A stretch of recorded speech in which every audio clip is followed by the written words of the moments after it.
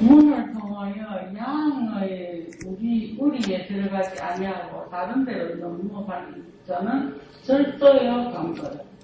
문으로 들어가는 자는 그냥 양의 목자가 움직이는 그를 위하여 문을 열고 양은 그 음성을 듣더니 잠깐만요. 집사님 천천히 합시다. 글자가 조금씩 틀리니까요. 3절부터 천천히 시작. 움직이는 3절 움직이는 그를 위하여 문을 열고 양은 그의 음성을 듣나니 네. 그가 자기 양의 이름을 각각 불러 인도하여 내느니라.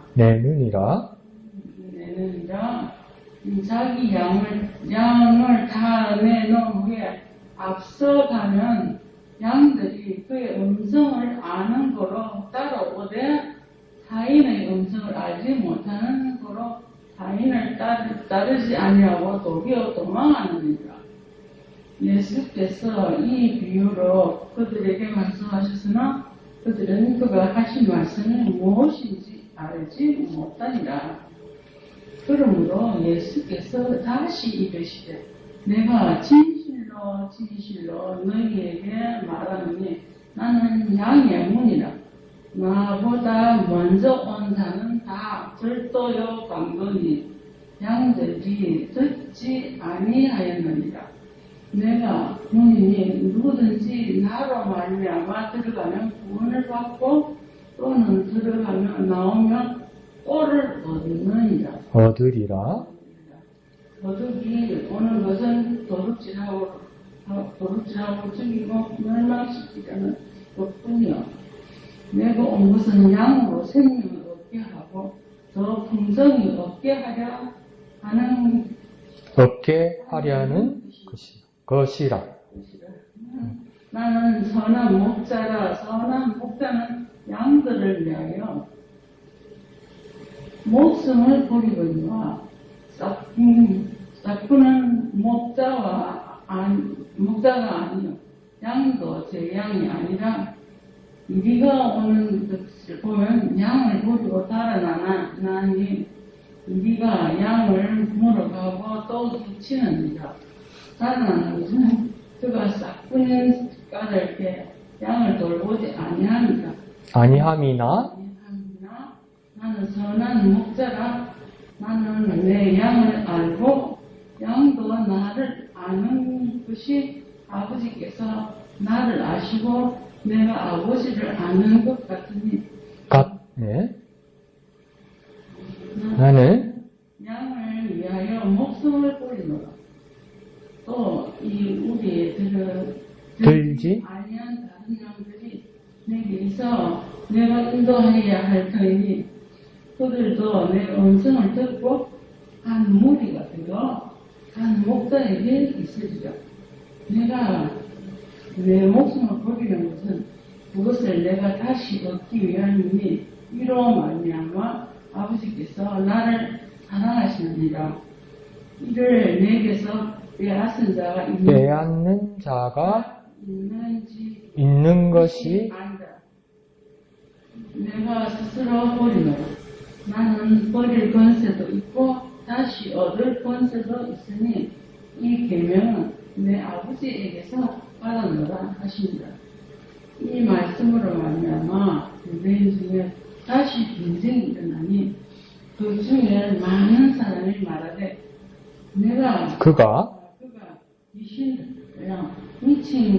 미쳤거늘 어찌하여 그 말을 듣느냐 하며 어떤 사람은 말하되 이 말은 귀신 들린 자의 말이 아니라 귀신이 맹인의 눈을 뜨게 할 수 있느냐 하더라. 아멘. 예, 감사합니다. 지난주보다 많이 좋아지셨어요, 그죠? 집사님 또 줄친 부분도 있던데 나중에 한번 이야기해 보고요.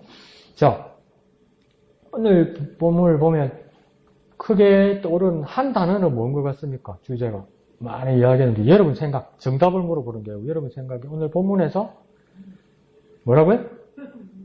무리? 문, 또 선한 목자, 또 양의 문, 또 그러니까 한 단어, 여러분 생각할 때 한 단어 음성? 주제, 큰 주제로 보면 뭘까요? 그 한 단어만 하면. 두 자로만 말하면 뭘까요? 목자. 목자에 대해서 계속 이야기하는 거잖아요. 그죠? 그러면 요거 중심으로 이렇게 보시면 좋겠습니다. 자, 그래서 왼쪽에 제목 한번 다 같이 읽어볼까요? 시작. 선한 목자 대신 우리 주. 그러니까 더 선명하게 나오죠. 그죠? 가장 큰 단어는 뭘까? 목자죠, 목자. 근데 그 목자가 누구라고요? 우리 주님이시다. 이 말이겠죠. 그죠? 그리고 그분은 어떤 목자다? 선한 목자다. 이렇게 뽑은 겁니다. 밑에 갈색 두 줄 요약문이죠. 예수님은 한번 읽어볼까요? 시작. 예수님은 양이 참 목자를 만나는 유일한 문이요. 또 친히 양들을 위해 목숨을 버리는 선한 목자라고 자신을 소개하십니다. 그래서 우리 주님은 나의 목자십니다. 우리가 이렇게 고백한 것이 아니라 예수님 스스로 자기 자신을 나는 목자다 이렇게 말씀하신 겁니다. 그 부분을 이해하면 되겠고, 민숙자에 한 두 줄 정도 줄 치우셨던데 오른쪽에 몇 절에 줄 치셨던 거예요? 예? 네, 마이크 잡고 한번 이야기해 볼까요? 그 줄친 짧은 부분만 한번 이야기해 보실래요? 마이크 잡고 들리게? 다른 데로 넘어가는 자는 절도요, 강도요. 네, 그게 줄 치셨어요. 그죠? 다른 데로 넘어가는 자는 절도요, 강도요. 그러니까 그게 1절 뒤에다, 그죠? 또 하나는 어디 치셨던 거예요? 내가 온 것은 양으로 생명을 얻게 하고 그 불성을 얻게 하자는 거예요. 네, 내가 온 것은, 그러니까 여기가 10절 맨 밑에다, 그죠? 10절. 내가 온 것은 양으로 생명을 얻게 하고 또 풍성을 얻게 하라는 것이다. 이게 친구 두 개를 보면 두 개를 비교한 거다, 그죠? 다른 데로 넘어가는 자는 절도요, 강도다. 그 뒤에 집사님 줄친 것은 내가 온 것은 양으로 생명을 얻게 하고 또 풍성히 얻게 하라는 것이다. 서로 다른 두 사람이다, 그죠? 절도하는 놈이 그자고 강도면 다른 데로 들어온다는 거죠. 그러니까 여기서 우리 상상할 수 있는 것은 정문이 아니고 딴 문으로 왔다는 이야기겠죠. 근데 예수님은 정문으로 오셔서 내가 온 것은 예수님이 왔다는 말이겠죠. 양으로 생명을 얻게 하고 또 풍성히 한다. 그럼 이 양은 뭡니까? 뭘 말하는 겁니까? 예수님이 목자를 이야기한다면 양은 누구를 이야기하는 겁니까? 네, 우리를 이야기하는 거죠. 우리에게 생명을 주기 위해서, 목자인데 생명을 주기 위해서. 근데 한 번으로 끝나지 않고 어떻게 해준다고요? 풍성히 얻게 하라는 거예요. 풍성히. 그게 요한복음의 그 핵심 구절 중에 또 한 가지이기도 합니다. 요한복음이 여러 가지로 핵심 구절을 이야기하지만 또 10장 10절에서 이 구절을 또 핵심으로 보는 사람이 있는 거예요. 예수님께서 내가 온 것은 양으로 생명을 얻게 하고 또 풍성히 얻게 하려 하심이라. 근데 가짜들도 있더라는 거죠. 절도와 강도. 줄 잘 치우셨네요. 다음 주에도 그렇게 또 잘 해주시기를 부탁드립니다. 이인숙님 감사합니다. 자, 그래서 몇 가지만 키워드만 제가 한번 드려볼게요. 첫 절 1절부터 5절이나 한 6절, 1절부터 6절까지 보면 예수님 자기 자신을 목자인데 어떤 목자라고 이야기하냐면 양의 목자라고 이야기합니다. 양의 목자. 그래서 양의 목자와 비교되는 자가 누구냐면 절도요, 강도. 그러니까 양의 목자와 절도와 강도를 비교하는 거예요. 그리고 그 다음 7절부터 10절까지는 또 예수님 자기 자신을 이제 뭐라고 하냐면 양의 문. 양의 문. 앞에는 양의 목자. 7절부터 10절까지는 양의 문. 양의 문하고 비교되는 자가 또 절도며 강도. 이렇게 줄을 쳐놓으면 좋겠죠. 오늘 다 매일 성경 가져왔으니까. 그렇게 표시해놓으면 좋을 것 같아요. 자, 그리고 그 밑에 11절 있죠? 11절부터 좀 길게 볼까요? 18절까지 보면 11절부터 18절까지 보면 또 예수님 자기 자신을 뭐라고 하냐면 목자인데 어떤 목자라고 이야기하냐면 선한 목자. 선한 목자. 그러면 선한 목자하고 이 단락안에서 비교되는 자는 누구이겠습니까? 여기서는 절도 강도 아니고 네, 싹군. 그러니까 선한 목자하고 12절에 나오는 싹군하고 비교하는 겁니다. 계속 비교되는 두 상대가 있죠. 그죠? 그러니까 맨 앞에는 양의 목자와 절도요 강도. 그 다음 두 번째 7절의 단락에서는 양의 문과 절도와 강도. 그 다음 11절부터는 선한 목자 대 싹군 이렇게 둘이 비교되는 거죠. 그 다음 19절에서 마지막까지는 누구를 비교하는 건 아닌데 두 개가 또 대립됩니다. 예수에 대해서 무리들이 두 부류로 이렇게 나눠집니다. 그러니까 쉽게 말하면 뭐겠습니까? 예수를 어떤 사람은 미쳤다 그러게 하고 반대쪽 사람은 뭡니까? 미치는데 귀신 들려서 미치는데 어떻게 맹인의 눈을 뜨게 할 수 있느냐면서 두 파가 나눴죠. 그러니까 쉽게 저는 어떻게 정리하냐면 미쳤다 아니다 능력자다. 그죠? 미쳤다 아니다 능력자다. 그러니까 두 개 이렇게 비교되는 걸로 저는 봤어요. 저는 그렇게 봤지만 여러분 또 다르게 볼 수 있어요. 그렇게 저는 한번 정리를 해서 나머지는 이렇게 큐티하고 적용해 보았습니다. 자, 그러면 여러분의 큐티 내용을 한번 들어봅시다. 어떤 내용을, 어떤 말씀이 은혜되었는지, 어떻게 적용되었는지, 어떻게 깨달았는지, 심지어 큐티를 하다가 이거는 이해가 안 간다. 여러분의 조언과 여러분의 어떤 깨달음이 필요하다 이러면 물어봐도 돼요. 이거는 이상하다. 이게 무슨 뜻이지? 이렇게 내줘도 좋아요. 그래서 한번 천천히 해봅시다. 자, 그러면 우리 집사님 한번 해볼까요?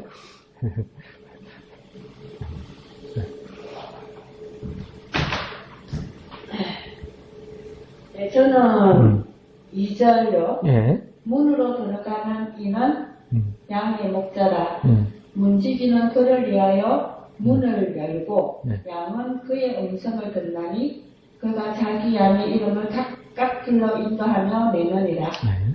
자기 양을 다 넣은 후에 앞서가는 양들이 그의 음성을 아는 고로 따라오되 타인의 음성을 알지 못하는 고로 타인을 따르지 아니하고 도리어 도망하느니라.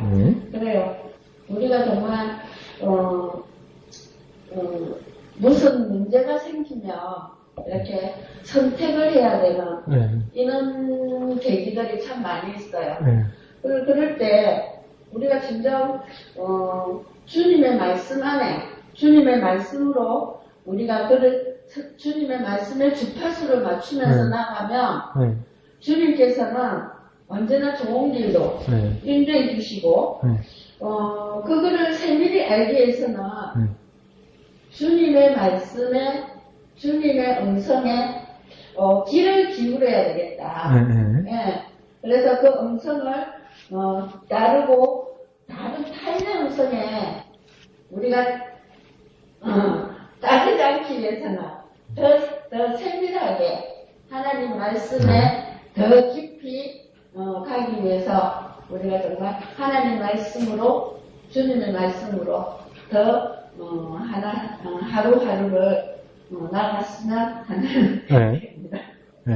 그러니까 유혹받지 않기 위해서 하나님의 말씀에 더 세밀한 하나님의 음성에 더 세심하게 하나님의 말씀을 봐야 된다. 정말 중요한 말씀이죠. 그래서 저는 여기에다가 이렇게 질문을 써놨습니다. 여기 있는 양들은 왜 이렇게 분별을 잘하지? 더 쉽게 말해볼까요? 여기 있는 양들은 왜 그래 잘 안 썩지? 여기 있는 양들은 왜 그래 똑똑하지? 내가 듣기로는 양들이 그렇게 머리가 좋지가 않은데 왜 이렇게 잘 알아듣고 가짜를 왜 이렇게 잘 분별하지? 이게 정말 신기했어요. 근데 여전히 양은 그 포유류들 중에서 머리가 좋은 짐승이 아니거든요. 양들이 그렇게 썩 좋은 짐승들이 아니거든요. 근데도 이 양들이 이렇게 분별을 한다는 거죠. 그러면 교회 안에 있는 저와 우리 집사님들 우리 모두와 같아요. 우리가 사회에 나가면 우리가 뭐 시장이 되거나 판사가 되거나 변호사가 될 그런 능력은 없잖아요. 저희에게. 그렇지만 사회에 세상에 살고 있는 어떤 판사나 어떤 변호사나 어느 정치인이 모르고 있는 우리 하나님의 말씀을 우리는 알고 있죠. 그러니까 더 쉽게 말해볼까요? 우리 세상에 대해서 어떤 부족한 능력이 있을지 몰라도 우리는 하나님의 말씀을 듣는데 특화되어 있다고요. 그거 하나만. 그러니까 다른 부분에 우리가 부족할지 몰라도 그러면 우리의 특기를 우리가 잃어버려서는 안 돼요. 세상 걸 부러워해가지고 세상 사람들은 저렇게 살고 저렇게 성공하는데 나도 저렇게 추구해야지 저렇게 따라가야지 하면 정작 내가 목자 대신 주님의 음성을 듣는 나의 특기 다른 것 다 뺏기고 다른 것 다 할 수 없어도 주님의 음성을 깨닫는 이 특기를 잃어버리면 안 되는데 이 양들이 저는 죄송합니다. 부럽더라고요. 어떻게 이렇게 잘 알아듣고 어떻게 이렇게 쉽게 미혹이 안 되지? 근데 집사님 뭐라고 했냐면 주님이 세밀하게 말씀하시는 것처럼 우리도 세밀하게 아주 잘 들어야 된다는 거죠. 그러니까 뉴스 보면서 신기하지 않았습니까? 누가 맞고 누가 그런지는 모르겠는데 한 몇 주 전입니까? 그 방송 가처분 신청한 것 중에 보면 뭐냐면 어떤 여인의 전화 녹취록을 가지고 엄청 시끄러웠어요. 우리나라가 한 몇 주 전에. 그래서 이 여인의 전화 녹취 내용에 대해서 방송하면 안 된다. 어쩐 쪽에서는 공공의 영역이니까 방송해야 된다. 이거 가지고 판사한테 판결을 해달라고 올렸다고요. 근데 다른 항목으로 해가지고 판사 2사람한테 올렸다고요. 그럼 판사는 뭐 가지고 판결하는 사람, 뭐 가지고 판단하는 사람입니까? 판사는요? 하나님 지혜? 아닙니다. 아무데나 갖다 붙이면 안 됩니다. 뭘로 판결합니까? 판사는? 예, 헌법을 가지고 하는 거잖아요. 자기 머리에 가지고 있는 게 아니고 찾아서 거기다가 맞춰서 적용해가지고 그걸 보여주면 되는 거 아니에요. 근데 그날 밤에 어떤 일이 일어났습니까? 한 판사는 방송하면 안 된다! 이라고. 그 사람 뒤에 있는 판사는 뭐랍니까? 해도 된다! 이랬다고요. 그럼 어디다 따라야 됩니까? 어디다? 국민은 방송국은 어떻게 해야 되는 겁니까? 여러분 생각에. 나는 어느 당이니까 하면 안 돼. 이래 말하지 말고. 그게 아니고, 그러니까 나는 또 반대당이니까 꼭 그게 방송해가지고 다 까발려야 돼. 난 이 말이 아니고. 아니, 똑같이 공부해가지고, 똑같이 사법고시 패스해가지고, 똑같이 대한민국 판사 아니요. 대한민국 판사면 대한민국 헌법 가지고 적용하는 사람이고, 판단하는 사람이잖아요. 그거 가지고 밥 벌어먹고 사는 사람이잖아요. 우리는 헌법 조목 하나하나 몰라도 그 사람들 아는 사람이니까 제대로 적용해가지고 말해줘야 되잖아요. 근데 하나 하면 된다고 하나 하면 안 된다면 우리는 어디다가 따라야 됩니까? 네? 내 마음에 드는 대로. 잘못됐다고요. 판사들이. 누가 어느 판사가 맞다고 말하는 게 아니라 판사들이 잘못됐다고요. 여러분 그거 내 세금 받아가지고 월급 받는 사람이요. 그 사람들이 땅 팔아가지고 월급 가져가는 사람이 아니고. 근데 그러고 있다고요. 그러니까 전문가인, 법에 대한 전문가인 판사들도 쉽게 말씀하니까 잘 몰라. 헷갈려. 근데 여기 있는 양들은 다른 거 다 몰라도 목자의 음성은 기가 차게 알아듣는 거예요. 어떻게 알아듣냐고요. 신기하지 않습니까? 그럼 우리는 주님 얼마나 찬송과 똑같은 내용 많이 불렀습니까? 주는 나를 기르시는 목자요. 나는 뭐라고요? 나는 주님의 귀한 어리냐. 말귀를 못 알아들어. 어떤 게 막 말하면 소리 하고 저기 좋다면 저기 또 소리 하고. 저는 그랬던 것 같아요. 어릴 때. 근데 이 양들은 뭡니까? 다 알아들어. 그래갖고 가짜고 오면 놀래고 도망가요. 근데 우리는 뭡니까? 아저씨가 사탕 줄게. 아저씨 집에 갈래? 하면 딱 따라가는 이 판이 된 거예요. 근데 이양규 집사님 뭐냐면, 이양규 집사님도 마음이 이제 간절한 거죠. 그러니까 주님의 음성은 아주 세밀하게, 세세하게 말씀하시는데 그 세세한 말씀에 내가 기울이도록 해야 된다. 그러면 저와 여러분은 주님의 음성을 이제 우리의 삶에서 어떻게 분별하실래요? 어떻게 주님의 세밀한 음성을 들으실래요? 그게 문제인 거예요.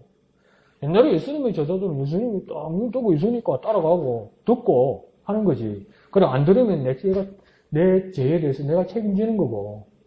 근데 이제 우리가 교회 시대의 그리스도인으로서는 우리가 목자 되신 주님의 음성을 양으로서 우리가 어떻게 들어야 됩니까? 무엇으로 들어야 됩니까? 뭐라고요? 큐티하면서 또 무엇으로 들어야 됩니까? 네? 찬양으로 듣는다. 또 기도하면서 또 그렇죠. 큐티 안에 뭐가 있는 겁니까? 하나님 말씀이 있는 거죠. 그죠? 말씀을 듣는 거고 그 말씀에 감동된 사람이 하나님을 찬양하는 것이죠. 네? 그러면 이 양들은 그러니까 우리가 그런 착각하면 안 된다고요. 나는 감이 좋아서 주님의 말씀인지 주님의 아닌 말씀인지 착하면 알아듣는다. 그런 부분이 없어요. 내가 볼 때는. 혹시 있는지 모르겠는데 나는 그 수준이 안 돼. 그러니까 어떻게 우리는 주님의 말씀을 알아들 수 있냐면 또 듣고 또 듣고 또 보고 또 보고 또 보고. 예, 우리 경상도 말로 일이 들어야 길이 들어야 그게 제대로 알아듣는 거지. 아, 내가 감으로 볼 때 이거 맞고 안 맞고나 아니라니까. 그러니까 이 양들도 뭡니까? 주인이 목자의 음성을 한 번에 듣고 착 알아들은 게 아니고 어릴 때부터 또 듣고 또 들으니까 뭡니까? 알아들은 거라니까요. 그러니까 우리도 뭡니까?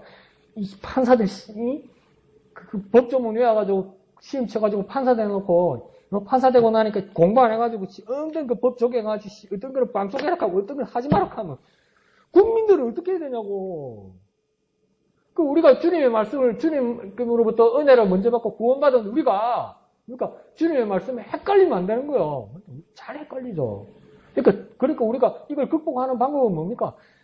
집사님 말씀하신 것처럼 세밀한 주님의 음성을 또 보고 찾아서 확인해야 돼요.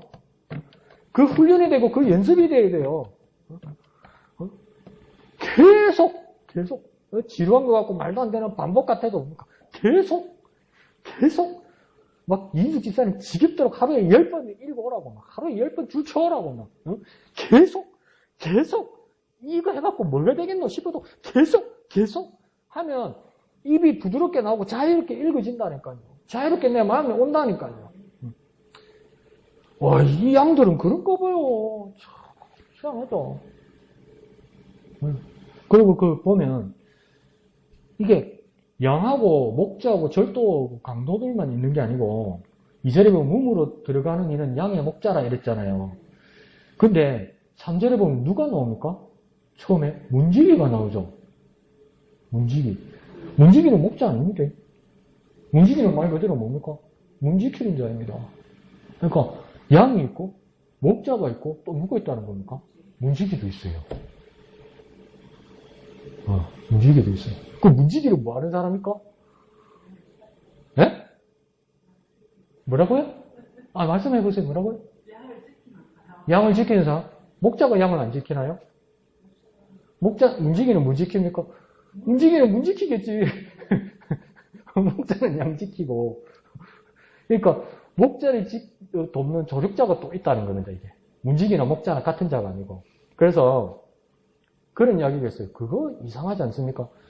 그 예수님 비유 중에 100마리, 목자에게 100마리 양이 있었는데, 집에 이제 우리엘에 딱 넣다 보니까 한 마리가 비어요.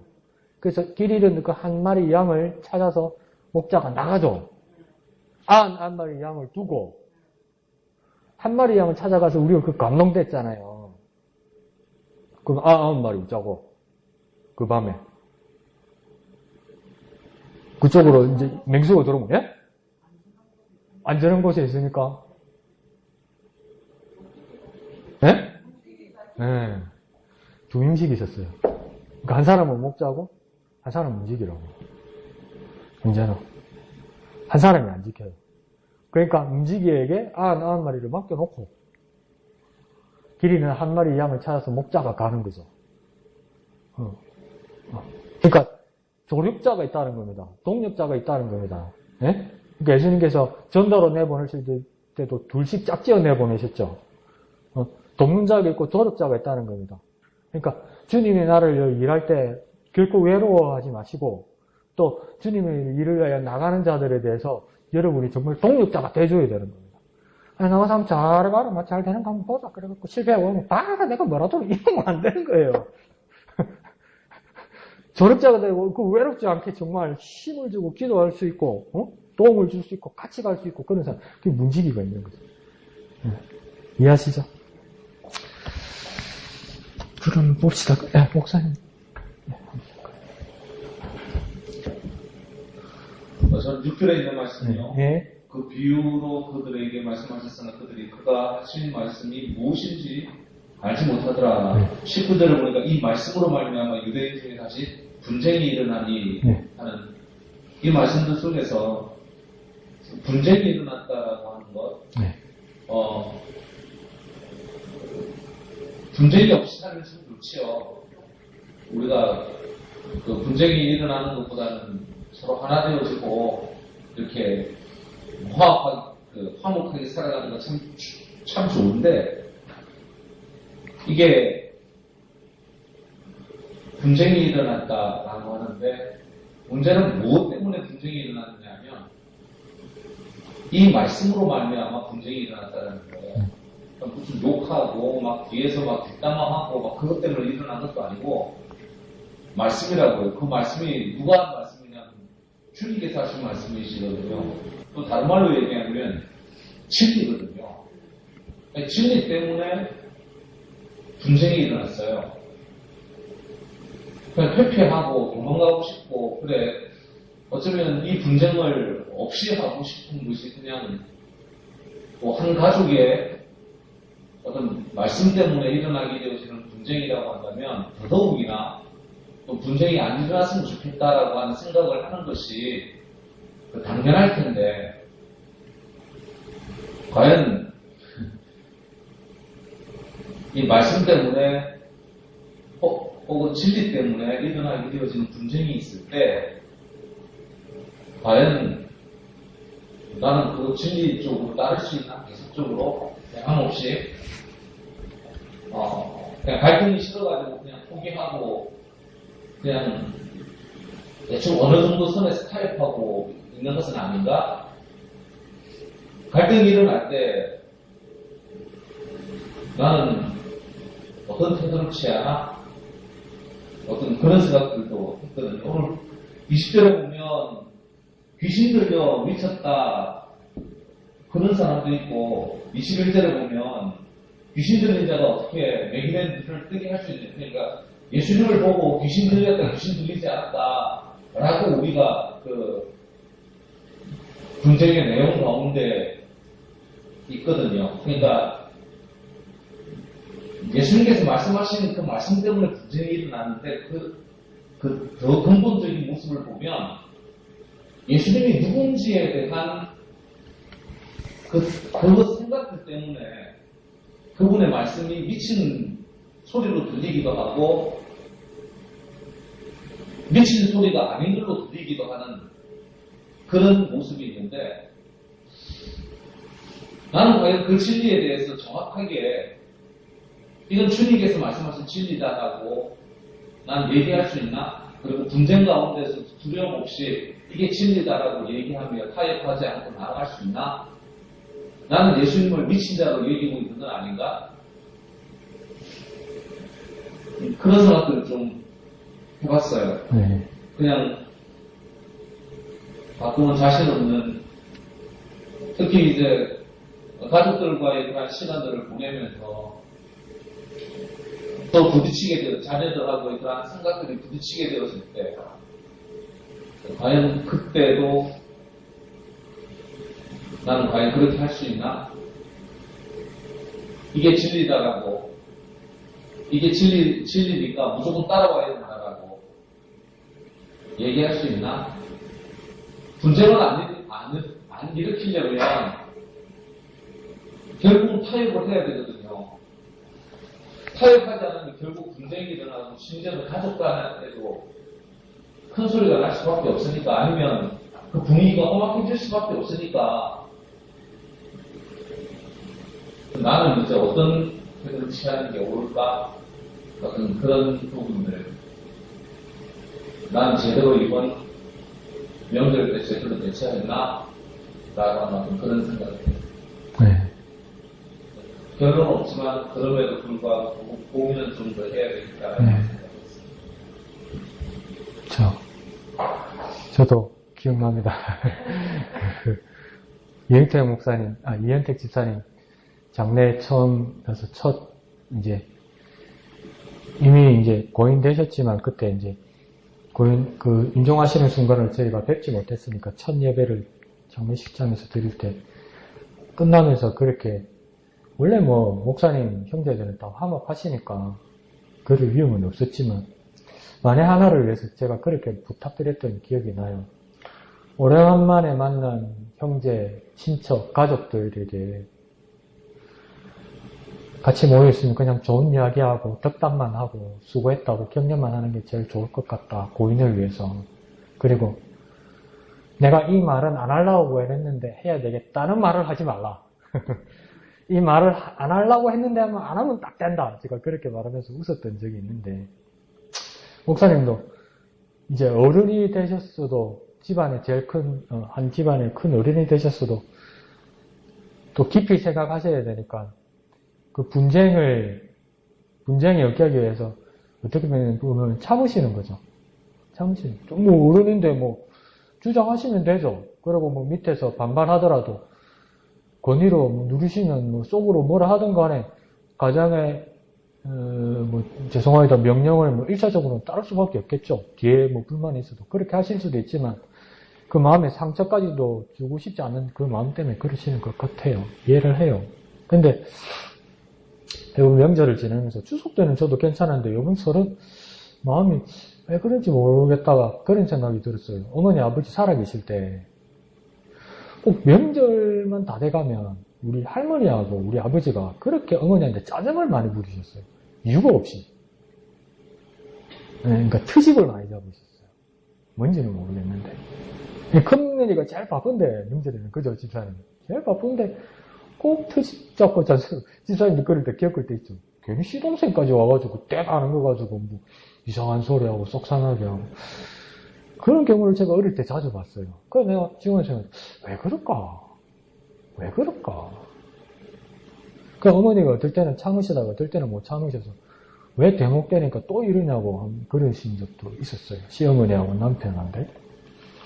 근데 이번 설날에 저도 한 사날 지내면서 저 혼자 있으면서 이유 없이 이렇게 막 불만, 트집, 짜증이 이렇게 쏙 올라오는 거예요. 그래서 내가 기도하면서 내가 왜 그러지?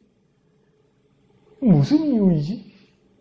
그런 생각이 들잖아요. 그러니까 트집은 뭡니까? 정확한 이유가 아니고 그냥 이유가 아닌 걸 가지고 그냥 이렇게 불러한 분쟁을 일으키고 싶은 마음이잖아요. 그래서 내가 못됐겠던 생각이면 와 이유는 모르겠지만 아버지가 이런 마음이었구나. 할머니가 이런 마음이었구나. 괜히 화풀이 할 데 없으니까 제일 약한 사람 트집 잡고 괴롭히니까 목사님 집하고는 케이스가 완전 다르지만 우리 집은 그랬던 것 같아요. 그래서 이번에는 저는 일주일에 꼭 한 번씩 어머니 면회 갔다 오면 형 가족에게 꼭 단체 카카오톡 문자를 보내서 이런 일이 있었다 이렇게 보고하듯이 이렇게 문자를 보내요. 그러면 그 특이하게 카카오톡은 읽었다 안 읽었다가 표시가 나잖아요.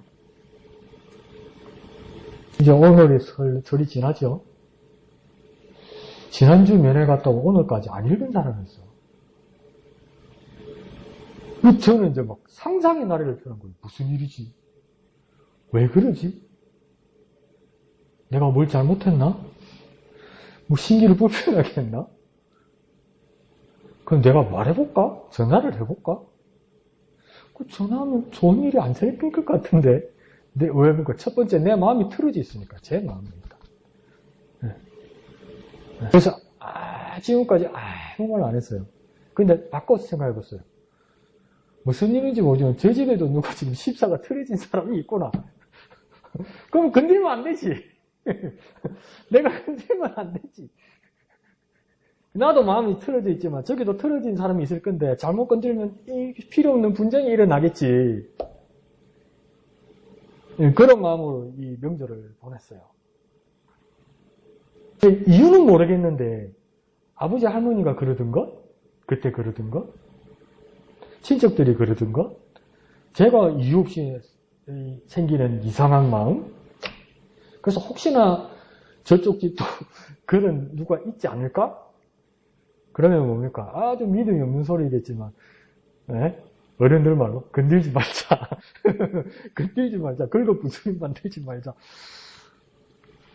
저도 분쟁에 대해서 그렇게 좀 이렇게 미온적으로 대처하는 것 같아요. 근데 목사님은 이제 또 더 다른 차원의 말씀을 하셨죠. 과연 내가 가정으로서 믿음의 문제에 대해서 내가 타협하지 않고 이건 진짜 진리다, 진짜다. 내가 끌어야 될 결정의 순간이 올 때 내가 그럴 수 있을까? 지금은 그런 순간에 목사님 안 오셨지만 어떨 때 결정적인 순간이 올 건데 그때 내가 그렇게 할 수 있을까? 그러면 이제 다시 한번 목사님 반추하시는 거죠. 저도 그런 마음이 드는 거죠. 자꾸 이게 저도 습관이 들면 건들지 말자. 자꾸 덮자. 이게 지금은 좋은 건데 정말 결정적인 순간에 하나님 앞에서 결정적인 순간에 가족 앞에서 내가 내 믿음을 굽히지 않고 어떻게 할 수 있느냐. 물길이니까 우스갯소리를 한번 할게요. 동현이 아버지 돌아가셨을 때 내가 얼마나 웃으면서 봤는데 지금 우리끼리 그 웃을 수 있어. 동일 아버지 장례식장에 이제 우리 모두 갔잖아요. 네? 목사님 이제 장례 임대하시고 그 첫날 이렇게 하는데 이제 동현이 아버지 남동생들 입장에서는 형이 돌아가셨으니까 속이 상하겠지. 마음이 아프겠지. 얼마나 마음이 아프겠어. 표현을 못하니까 어떻게 됩니까? 이제 술기운이 생기는 거죠. 술기운이. 그러니까 나쁜 뜻은 아니었는데 막 이제 목사님 말씀하실 때 이제 참견도 하고 싶고 조언인데 참견도 하고 싶고 이럴 때 지사이 참다가 시동성 바로 탁 때리더라고. 그만하라고 탁 때리는 걸 보면서 야 저렇게까지라도 어떻게 자제시키고 결단할 수 있는 그런 용기는 난 아직도 없는 것 같아요. 아니, 뭐 지정희 집사님 마음고생 많이 하신 거는 우리가 나가 조금은 들어서 알고 있죠. 또 본인이 견뎌내시는 큰 일들은 많죠. 근데 그 분쟁의 한가운데서 어떻게 할까. 그 지정희 집사님한테 내가 재밌는 거 많이 봤어요. 한번 또 예배 시간에 우리 황 집사님이 속상해 와가지고 막 예배 시간에 막 있을 때 누가 말려도 안 돼. 나는 막 화내면서 막 이러려면 나가라 그래도 안 돼. 막 부인이 말려도 안 돼. 목사님 힘으로 당겨도 끄떡을 안 해. 근데 그때 지지미 집사님 참다가 가만히 있더니 벌떡 일어나더니 그때 앞에 있는 주스를 한 잔 쭉 마시더니 아이고 집사님 오래간만에 이거 데리고 나니까 술술술술 끌려가. 그래서 야 지금 무슨 능력이지 도대체. 그러니까 한편으로 마음 아팠어요. 아 집사님이 어려운 일들을 집안에서 많이 겪었구나. 네, 겪어서 일은 이렇게 해결해야 되고 이렇게 덮고 어떨 때는 이렇게 끌고 가야 된다는 것을 많이 경험하셨구나. 그런 지혜로우면서도 또 아픈 마음을 느꼈죠. 분쟁 이야기하다가 여기까지 왔는데 저도 그런 분쟁에 대해서 참 저도 미온적이다. 그런 생각이 들어요. 겁이 많아요. 저는 겁이 많아서 그래요. 그래가지고 제가 수습을 못하고 건드리만 놓고 일만 커지게 만들어 놓고 수습 못하면 그건 또 가정에 큰 불화가 되는 거 아니에요. 그걸 내가 수습할 자신이 없어서 내가 피하는 것일 수도 있어요. 용기가 없어서. 그치만 수습 못하면서 성질만 내는 건 더 나쁜 건가 싶어서. 그런데 이 예수님 말씀 한 말씀에 이렇게 분쟁이 일어난단 말이에요. 그리고 목사님 그렇게 물어보시는 것 같아요. 예수님이 미쳤다고 말한 사람이 많았을 거예요. 다수였을 거예요. 그리고 목사님하고 저하고도 항상 웃으면서 이야기하지만 내가 만약에 그 시대에 살았으면 난 누구 편 들었을까? 예수님 편이 아닐 가능성이 많아. 지금은 은혜 받아서 주님이 옳다는 것을 이제 우리는 깨닫고 있지만 그 현장에 살고 있으면 예수님 편이 아닐 가능성이 저희들은 많아요. 그런데 이제 주님의 진리를 주님께서 다 이루시고 우리에게 깨닫게 해주신 것 때문에 주님이 옳다는 걸 우리가 아는 거지. 그 시대에 살았으면 우리가 뭐가 다를까? 문제가 한 소용돌이 가운데 있지 않을까? 예수님을 트집 잡으려는 자리에 있지 않을까? 나는 그를 좀 연약한 사람 같아요. 근데 내가 은혜 받아서 지금 이 자리에 있기 때문에 주님이 진리라는 걸 안다는 걸 저와 여러분 얼마나 큰 은혜로운 시대에 살고 있는 겁니까? 얼마나 은혜로운 시대에 살고 있는 겁니까? 정말 감사한 일이죠. 정말 고마운 일이고 감사한 일 같습니다. 분쟁, 저도 답을 못 내렸네요. 어떻게 해야 될까요? 우리 자녀들, 우리 가족들이 앞에 내가 마지막 어른으로서 진리의 문제 앞에서 내가 타협하지 않고 분쟁이 나더라도 바른 말을 할 수 있습니까, 여러분? 할 수 있을까요? 어떠세요, 여러분? 뭘 해야 되는지는 알겠죠. 그런데 타협을 하고 있는 거죠. 뭘 해야 되는지는 아는데 현장에서 나한테 총대를 주면 어렵죠. 예수 기사는 지금 뭐라 하는 거야? 이런다. 나는 당연히 한다. 이런 판인데? 두고 봅시다. 마이크. 마이크. 도덕이 10절입니다. 네, 10절. 도덕이 오는 것은 도덕질하고 죽이고 멸망시키는 내가 온 것은 양으로 생명을 깨하고 더 풍성히 되는 것이다. 제가 이제 명절을 지나고, 네, 마이크. 예, 명절을 지나고 이러고, 저도 이렇게 하나님 말씀 나오면 너무나 3, 4대까지 이런다고 내 계명을 지키는 자가 천대만대까지 그거 다 알면서도 이렇게 다 보고 있는데 도둑질이 뭔가하면 제사를 지나고 이렇게 음식을 이렇게 많이 하고 상을 차려놓고 보면은 제사를 지나고 나면요 싸워요.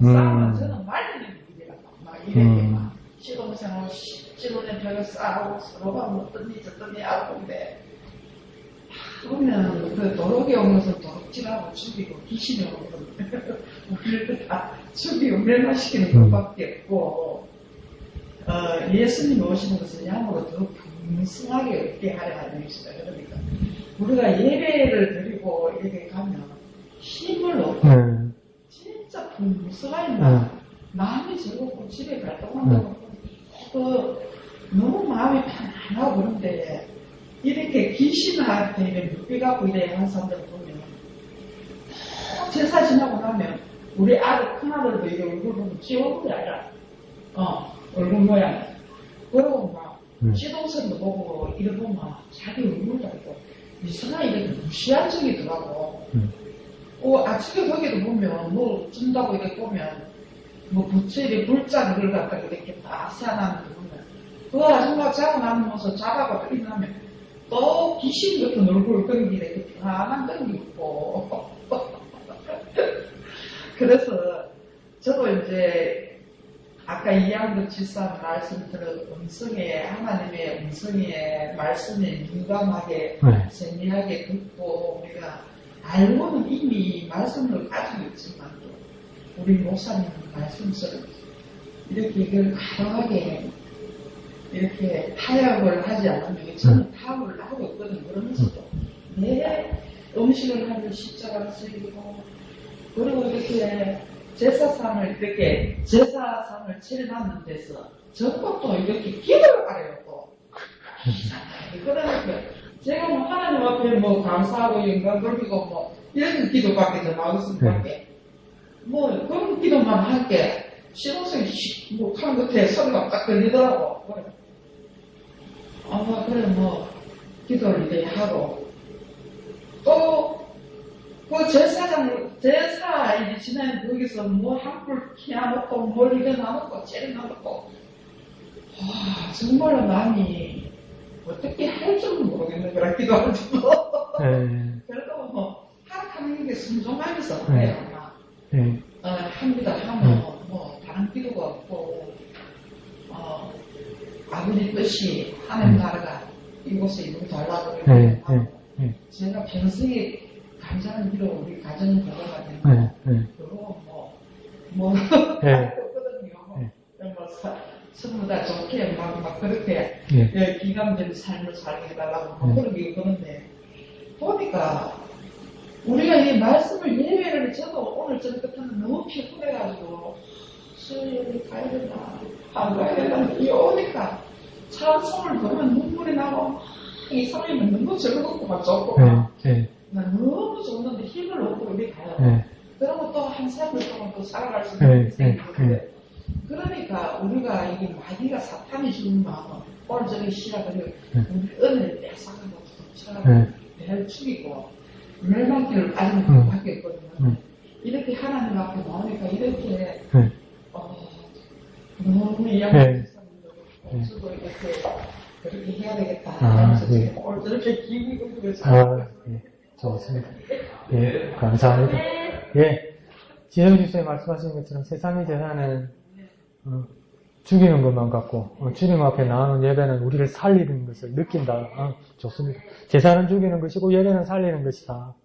그거 정말 알아서 여러분 삶 가운데 실천하는 저와 여러분 된 정말 행복한 일인 것 같습니다. 감사합니다. 자, 예수님께서 11절로 나는 선한 목자라면서 내가 선한 목자인 이유를 3가지를 말하는 것 같아요. 11절에 보면 내가 선한 목자인 이유는 뭐냐면 11절 끝에 양을 위하여 목숨을 버린다. 내가 선한 목자인 이유는 양을 위하여 목숨을 버리기 때문에 선한 목자 첫 번째라는 거예요. 그리고 두 번째 선한 목자인 이유는 14절에 보면 나는 내 양을 알고 양도 나를 안다는 거. 그러니까 양이 목자를 알고 목자가 양을 아는 것처럼 예수님은 예수님의 사람들을 알고 사람들도 예수님을 알아본다는 거. 그래서 선한 목자가 되신다는 거예요. 그리고 세 번째가 정말 놀라운 말씀인데 16절에 선한 목자인 세 번째 이유는 뭐냐면 또 이 우리에 들지 아니한 다른 양들이 내게 있어 내가 인도하여야 할 터이니 말이에요. 이 말은 쉽게 말해서 뭐겠습니까? 다른 양들, 길 잃은 양을 찾아 나서기 때문에 나는 선한 목자다 이렇게 말씀하세요. 그러니까 우리도 예수님을 닮아서 우리가 그리스도 안에서 한 공동체로서 우리가 서로 사랑하고 형제자매 되어서 정말 하나가 되어야 되고 그와 더불어 뭡니까? 충성된 사람들이 되어서 우리가 올 한 해 정말 충성된 사람들이 되어서 주님께서 나에게 주신 사명을 따라서 그러니까 충성된 사람에서 나에게 부탁하신 길 잃은 양들 그 사람들을 전도하는 일에 쓰임받는 우리가 되어야 되는 거예요. 우리가 안에서 하나가 되고 길 잃은 양들을 찾아서 전도하는 사람이 되어야 되는 거예요. 그런 충성된 사람들이 되는 올 한 해 되었으면 좋겠습니다. 그래서 예수님께서 나는 목숨을 버릴 근처도 있고 다시 얻을 근처도 있다고 이야기했잖아요. 여기서. 그러니까 뭐요? 예수님 자기 목숨이 어디 뭐 공기놀이 주사위 노래를 하는 것도 아니고 자기 목숨을 택 던졌다고 택 주었다고 제주도 좋네 그 이야기가 아니고요. 목숨을 버리면서 목숨을 다시 찾는다고 자기 목숨을 버리면서 자기 목숨을 찾는다고 얘기할 때 그걸 보고 하나님 뭐라고 이야기하냐면 그것 때문에 하나님께서 그 아들을 사랑하신다고 이야기했어요. 왜 사랑하실까요? 목숨을 버린 거는 내가 권세가 있고 능력이 있어서 탁 던졌다가 다시 팍 찾아올 수 있다 이게 아니고 그러니까 내가 목숨을 버린 이유가 있는데 그 목숨은 날 위해서 버린 게 아니고 날 과시하기 위해서 버린 게 아니고 뭡니까? 죽을 수밖에 없는 양들을 위해서 내가 목숨을 버렸다는 거예요. 양들을 위해서 내가 목숨을 버렸고 다시 내가 목숨을 내가 찾는 것은 뭡니까? 양들을 위해서 내가 다시 살렸다는 거예요. 내가 살고 다시 살렸다는 거예요. 그걸 보고 하나님의 아들을 예수를 보고 귀히 여기고 사랑하셨다 이 말입니다. 우리도 그런 예수를 닮아야 되는 거예요. 그런 선한 목자이신 예수를 닮아야 되는 거예요. 그래서 마지막 세 번째 말씀처럼 다른 양들, 길 잃어버린 양들을 찾으러 우리가 나서야 되는 거예요. 그래서 올 한 해 귀하게 쓰임받는 저와 여러분 되시고 목사님과 저가 고민하고 또 여러분들도 결정적인 순간에 어떤 일이 올지라도 결정적인 순간에는 그 분쟁의 순간이 오더라도 결정적인 진리 앞에서 진리의 말씀을 선포하는 지혜의 말씀을 전하는 저와 여러분 되어서 복음화의 일들로 쓰임받는 저와 여러분 되었으면 좋겠습니다. 자, 그래서 다음 주에도 또 큐티 잘 외우셔서 이렇게 오늘같이 정말 기분 좋게 우리 지전해 주세요 말씀처럼 세상을 죽이는 일을 할지라도 우리는 예배 가운데 살리는 일을 하는 그런 자리로 다시 나아오는 저와 여러분 되었으면 좋겠습니다. 우리 1절만 찬송하신 후에 우리 주기도문으로